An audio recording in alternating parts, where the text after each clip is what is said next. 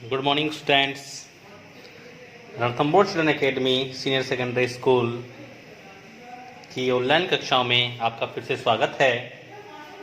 हम कक्षा 10 सामाजिक विज्ञान का अध्याय 2 संघर्षकालीन भारत 1206 ईस्वी से 1757 ईस्वी तक का अध्ययन कर रहे हैं। इसमें हमने पिछली कक्षाओं में मराठा का इतिहास के बारे में पढ़ा।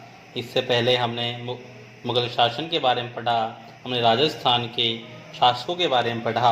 आज हम सिख धर्म का प्रादुर्भाव एवं विकास इस टॉपिक के ऊपर हम अध्ययन करेंगे, चर्चा करेंगे। देखिए, सिख धर्म, सिख धर्म आप जानते हैं, सिख धर्म के संस्थापक श्री गुरु नानक देव के बारे में आप जानते हैं। यस, तो हम देखिए इस लेसन में या इस टॉपिक में हम गुरु गोविंद सिंह, बंदा बैरागी और रणजीत सिंह के बारे में भी हम पढ़ेंगे और हम सिख धर्म के सभी गुरुओं के बारे में भी हम इसमें पढ़ेंगे। सबसे पहले हम देखते हैं गुरु नानक देव। आप जानते हैं इनके बारे में। इनका जन्म 15 अप्रैल 1469 को कहाँ हुआ था? तलवंडी, वर्तमान में यह है पाकिस्तान के ननकाना साहिब के नाम से जाना जाता है। याद रखें, तलवंडी पाकिस्तान में है ये। और यहाँ पर एक बहुत ही अच्छा गुरुद्वारा जिसे ननकाना साहिब के नाम से जाना जाता है, वहाँ पर इनका जन्म हुआ था। देखिए, 13वीं सदी के प्रारंभ से ही पंजाब में मुस्लिम राज्य की स्थापना हो गई। मुस्लिम शासकों ने मजहबी राज्य की स्थापना के अंतर्गत मुस्लिमों को उच्च स्थान दिया। दिल्ली सल्तनत की मजहबी कट्टरता की नीति से संघर्ष प्रारंभ हुआ। देवालयों के स्थान पर मस्जिदों का निर्माण एक आम बात रह गई थी। असहिष्णुता एवं घृणा का वातावरण बनता जा रहा था। ऐसे वातावरण में 15 अप्रैल 1469 को गुरु नानक देव जी का जन्म हुआ। इनका विवाह सुलखनी के साथ हुआ। याद रखें, इनकी पत्नी का नाम सुलखनी। यस, गुरु नानक देव की अध्यात्म के प्रति यानी ईश्वर के प्रति गहरी रुचि थी। नानक ने मानुष की जात सब एक यानी सभी मनुष्यों की जात एक है, यानी उन्होंने जाति पाति के भेदभाव का विरोध किया। इसी तत्व का प्रचार करते हुए उन्होंने भारत भ्रमण किया। इनकी इस तरह की यात्राओं को उदासियां कहा जाता है। यानी गुरु नानक देव जी ने जाति पाति प्रथा के विरोध और के संदर्भ में जो भी यात्राएं की भारत भर में, उन्हें उदासियां कहते हैं। गुरु नानक देव की शिक्षाएं। देखिए, गुरु नानक देव ने अपने जीवन काल में क्या शिक्षाएं हमें दी, जिनका हमें पालन करना चाहिए। बातें चाहे कोई भी कहें, हमें अवश्य करनी चाहिए। चाहे वो कोई हमें संत कहें, चाहे हम कोई आपके टीचर कहें, आपके बड़े बुजुर्ग कहें, हमें अवश्य ही उनका पालन करना चाहिए। देखिए, इन्होंने कहा एक ईश्वर में विश्वास। सबसे पहले क्या कहा? एक ईश्वर में विश्वास, कि हमें ईश्वर एक है और हमें उसी में ही आस्था रखनी चाहिए। हम नाम की महानता और उपासना, एक ईश्वर को मानते हुए हमें उसकी उपासना करनी चाहिए। गुरु की महानता, इन्होंने गुरु की महानता पर विशेष जोर दिया। याद रखें, नाम की महानता, गुरु की महानता आदि। और मानव को इन्होंने सदकर्म यानी अच्छे कर्म करना, अच्छा आचरण करना पर विशेष जोर दिया। और जाति पाति ऊंच नीच के भेद के विरोध कर समाज सुधार का कार्य भी इन्होंने किया। यानी अगर हम देखें तो जाति पाति ऊंच नीच के भेदभाव का अंत भी इनकी प्रमुख शिक्षा में शामिल था।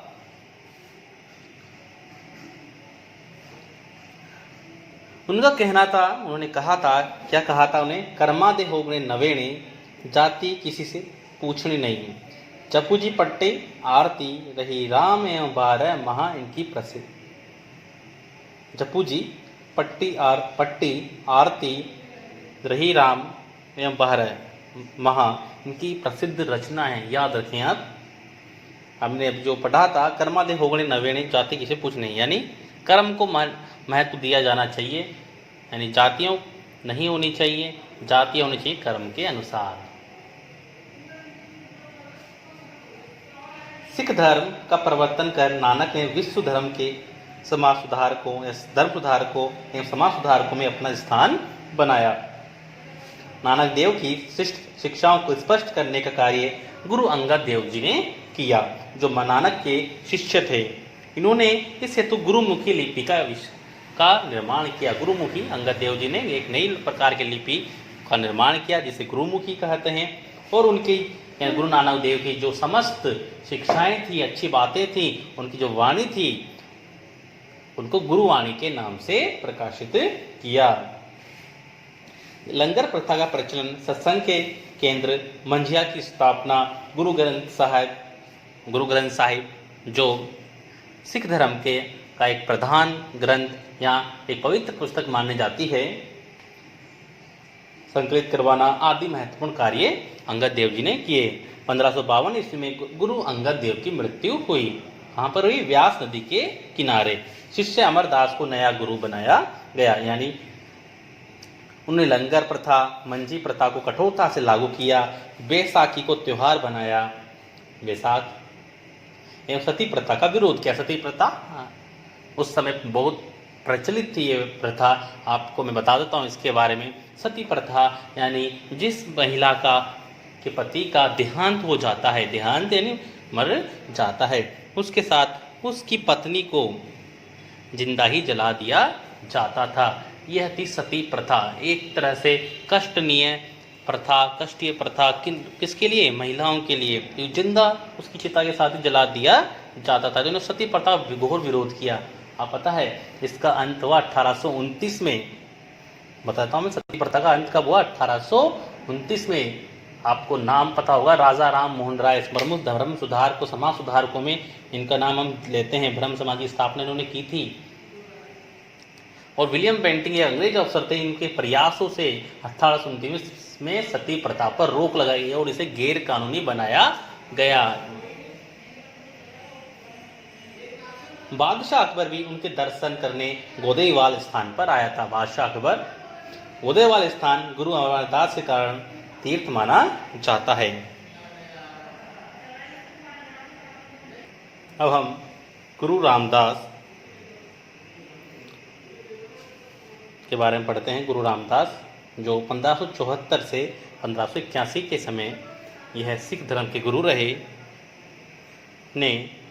गुरु रामदास ने धार्मिक केंद्रों की संख्या को बढ़ाया और 500 बीघा जमीन पर विशाल सरोवर बनाया जो अमृतसर कहलाया। वर्तमान जो अमृतसर है, याद रखें आप, सिखों का विख्यात नगर अमृतसर इसी नाम से जाना जाता है। यहाँ के शक्तिशाली समृद्ध किसान सिख धर्म के अनुयायी बने। गुरु रामदास के कहने पर हरिद्वार यात्रा पर लगने वाला कर अकबर ने हटाया। अकबर से मित्रता रखकर रामदास ने सिख धर्म के अनुयायियों की संख्या में वृद्धि की। गुरु रामदास ने गरीबों को दान देने की मसंद प्रथा का प्रचलन किया। अब गुरु सतगुरु के साथ साथ सच्चा पातशाह भी कहलाने लगे। इनके बाद गुरु अर्जुन देव के बारे में हम पढ़ते हैं, जो 1581 यानी गुरु रामदास के बाद यह सिख धर्म के अगले गुरु बने, जो 1581 से 1606 ईस्वी के समय यह गुरु रहे। सिखों के ये 5वें गुरु थे। ये सिख धर्म के सच्चे संगठनकर्ता सिद्ध हुए, यानी इनको सच्चे संगठनकर्ता सिद्ध हुए और माना जाता है। हाँ, धार्मिक अधिकारों के साथ साथ राजनीतिक अधिकार से भी गुरु को संपन्न किया। जहांगीर के विद्रोही खुसरो को आशीर्वाद देने से जहांगीर ने प्राण दंड दिया। आदि ग्रंथ का संकलन, मसंद प्रथा को सुनिश्चित स्वरूप प्रदान करना, धन संग्रह हेतु विदेशों में अनुयायी भेजना ऐसे कार्य थे जिनसे सिख धर्म के आर्थिक दृष्टि से आत्मनिर्भर हुआ। अर्जुन देव का प्राण बलिदान सिखों में सैन्य शक्ति के रूप में शक्तिशाली बनने का बदलाव ले आया। अर्जुन देव का शहीद हो जाना सिख धर्म के इतिहास की एक युगांतकारी यानी एक विशाल बदलाव लाने वाली घटना साबित हुई, जिससे शांति प्रिय सिख धर्म संघर्ष से प्रेमी हो गए। यानी उन्होंने संघर्ष करना प्रारंभ कर दिया सिख धर्म के लोगों ने। सिख अब एक सैनिक संघ बन गया। गुरु अर्जुन देव का पुत्र गुरु हरगोविंद सिंह के बारे में पढ़ते हैं, जो 1606 से 1645 के समय सिख धर्म के गुरु बने। इन्होंने शैली यानी ऊन की माला की जगह 2 तलवार धारण की। एक तलवार पीरी धार्मिक गद्दी या दूसरी मीरी राजनीतिक पदवी की प्रतीक थी। भेंट में धन के स्थान पर अस्त्र शस्त्र लेना प्रारंभ किया। हर मंदिर के पास एक भवन बनवाया जिसमें एक ऊंचा तख्त बनवाया गया। इसका निर्माण 1699 में हुआ। इसे अकाल तख्त भी कहा गया। यह सिखों की राजनीतिक एकता प्रभुत्ता का प्रतीक बनकर उभरा। जहांगीर से गुरु अर्जुन देव का आर्थिक जुर्माना पुत्र गुरु हरगोविंद ने वसूल करना चाहा। इनकार करने पर हरगोविंद को जेल में बंदी बनाकर ग्वालियर के किले में रखा गया। हालांकि हरगोविंद के ने सिख धर्म को सैनिक रूप देने का कार्य आरंभ कर दिया था, परंतु बाद में आए सिख धर्म के अन्य गुरु, जिनमें हरि राय 1645 से 1661, गुरु हरिकृष्ण 1661 से 1664, गुरु तेग बहादुर 1664 से 1675 सिख धर्म का प्रचार करने का ही इन्होंने कार्य किया। गुरु तेग बहादुर द्वारा मजहब स्वीकार न करने पर इन मुस्लिम औरंगजेब ने उनका सिर कटवा दिया। उनके लिए लिखा गया है, क्या लिखा गया है देखिए, सिर दिया पर सार सिरण नहीं दिया। दिल्ली में उनका स्मारक चांदनी चौक में शीशगंज गुरुद्वारा नाम से प्रसिद्ध है। अब हम पढ़ते हैं गुरु गोविंद सिंह के बारे में। गुरु गोविंद सिंह जो सिख धर्म के अंतिम गुरु 10वें गुरु भी यह माने जाते हैं। यह 1675 से 1708 ईस्वी तक यह सिख धर्म के गुरु रहे। ये गुरु तेग बहादुर के पुत्र थे। ये सिखों के 10वें गुरु और अंतिम गुरु हुए। पंजाब पर औरंगजेब के विरोध करने हेतु इन्होंने सशस्त्र एवं शास्त्र शिक्षा हेतु शिक्षण केंद्रों का विकास किया। इससे सिख धर्म या संप्रदाय सक्षम बना। लाहौर के सूबेदार को नदौन के युद्ध में इन्होंने हराया। सिखों को सुसंगठित करने, एकजुट रखने के लिए और उनकी कुरीतियां हटाने एवं नव चेतना जागृत करने के उद्देश्य से इन्होंने खालसा पंथ की स्थापना 1699 ईस्वी में की। बलिदानी 5 भक्तों द्वारा 5 प्यारों पाहुल चरणामृत एवं अमृत छकाना पता से गुला पानी की नई प्रथा इन्होंने प्रारंभ की। खालसा पंथ के सिखों को 5 ककार अर्थात कड़ा 5 ककार तो कैसे स्टार्ट होने वाले 5 चीजें रखने पर इन्होंने जोर दिया। कौन सी वो 5 चीजें थी देखिए, उनमें केश यानी बाल, कच्छ, कृपाण तलवार, कच्छ और कंगा रखना इन्होंने आवश्यक माना। औरंगजेब से युद्ध की आशंका के कारण इन्होंने 1699 ईस्वी में आनंदपुर साहिब में एक सैनिक केंद्र खोल दिया। गुरु गोविंद सिंह धार्मिक स्वतंत्रता एवं राष्ट्र उन्नति का ऊंचा आदर्श रखते हुए सिखों के उत्कर्ष में लगे रहे। 1705 ईस्वी में मुगलों के आक्रमण के कारण उन्हें आनंदपुर छोड़ना पड़ा। आनंदपुर में छूटे दोनों पुत्रों जोरावर सिंह व फतेह सिंह को कैद कर सरहिंद के किले पर दीवार में जिंदा चुनवा दिया गया, परंतु इन्होंने धर्म परिवर्तन नहीं किया। चमकौर के युद्ध में अपने अन्य 2 पुत्र अजीत सिंह व जुझार सिंह भी शहीद हुए। खुर्दराना के संघर्ष में 40 सिखों ने वीरगति प्राप्त की। उन्हें मुक्ता एवं स्थान को मुक्तसर कहा गया। गुरु गोविंद सिंह आनंदपुर से अंततः तलवंडी पहुंचे, जहां 1 वर्ष तक उन्होंने साहित्यिक लेखन का कार्य किया। औरंगजेब के निमंत्रण पर वे मिलने जा रहे, तभी उन्हें औरंगजेब की मृत्यु का समाचार मिला और 1 अक्टूबर 1708 ईस्वी को गुरु गोविंद सिंह भी परलोक सिधार गए। अब हम सिख धर्म को और आगे बढ़ाने वाले के बारे में पढ़ते हैं, जिनमें सर्वप्रथम आता है बंदा बैरागी या बहादुर, और इनका मूल नाम माधो दास था। बंदा बैरागी बहादुर का मूल नाम माधो दास था। इनका 1670 ईस्वी में राजपूत परिवार में जन्म हुआ था और गोदावरी के तट पर एक आश्रम में निवास करते थे। गुरु गोविंद सिंह के दक्षिण प्रवास के समय इन्होंने स्वयं को गुरु का बंदा कहा, अतः बंदा बैरागी के नाम से यह पहचाने गए। गुरु की आज्ञा से वे गुरु का शेष कार्य पूरा करने पंजाब में पहुंचे। इस समय सूबेदार वजीर खां के जुल्मों से पंजाब के लोग बहुत परेशान थे। ये सभी बंदा के नेतृत्व में संगठित हो गए। बंदा ने सर्वप्रथम सरहिंद पर दावा बोला, युद्ध प्रारंभ किया। वजीर खान ने जिहाद का नारा देकर पंजाब के समस्त मुस्लिमों से बंदा का मुकाबला करने का आह्वान किया। माजा के मुजायल जाटों के सहयोग से छप्पर चिड़ी नामक स्थान पर वजीर खां के टुकड़े कर दिए गए 36 लाख वार्षिक राजस्व वाले प्रदेश पर बंदा शासन करने लगा। किसानों को राहत देने के लिए बंदा ने जमींदारी प्रथा समाप्त कर दी। सरहिंद की विजय से उत्साहित सिखों ने अमृतसर, बटाला, कलानौर और पठानकोट पर अधिकार कर लिया। पंजाब में मुगल प्रशासन समाप्त हो गया। मुगल सम्राट बहादुर शाह और पंजाब की सेना मुगल सम्राट बहादुर शाह को पंजाब में अपनी विशाल सेना भेजनी पड़ी।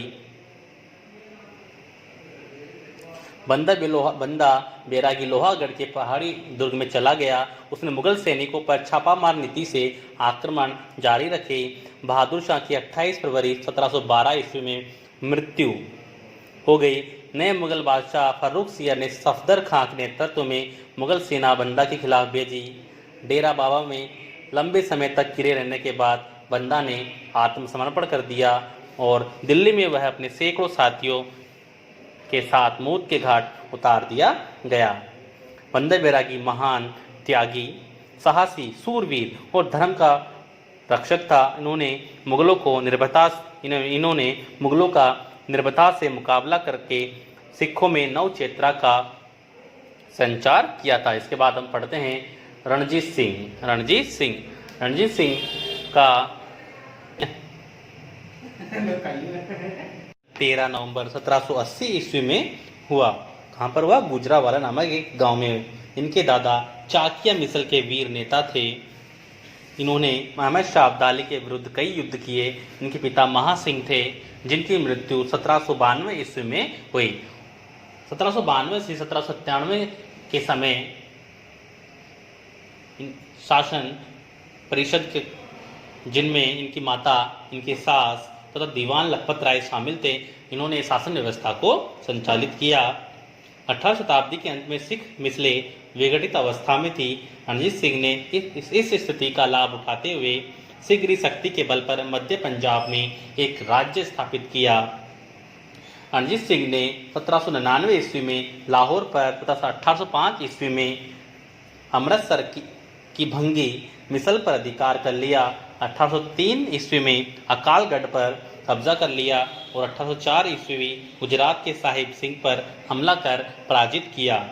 1808 ईस्वी में रणजीत सिंह ने सतलज नदी पार करके फरीदकोट, मलेरकोटला तथा अम्बाला को भी जीता। परंतु 1809 ईस्वी में अमृतसर की संधि के कारण सतलज नदी के पार के सभी क्षेत्रों को अंग्रेजों को सौंप दिया और उन पर अंग्रेजों का अधिकार स्वीकार लिया गया। 1818 ईस्वी में रणजीत सिंह ने मुल्तान और 1834 ईस्वी में पेशावर पर कब्जा किया। 1839 ईस्वी में रणजीत सिंह की मृत्यु हुई। इस प्रकार हमारा यह अध्याय यहीं समाप्त होता है। धन्यवाद।